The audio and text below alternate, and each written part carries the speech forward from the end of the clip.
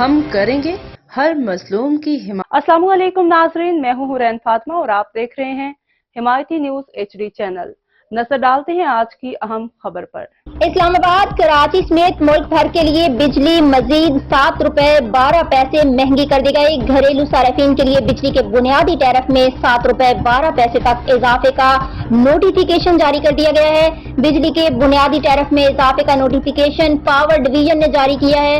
Notification کے مطابق ماہانہ 200 یونٹ تک والے گھریلو صارفین 3 ماہ کے لیے اضافے سے مستثنیٰ قرار دیے گئے ہیں۔ باقی گھریلو صارفین کے لیے بجلی کا بنیادی ٹیرف فی یونٹ 7 روپے 12 پیسے تک بڑھا دیا گیا ہے۔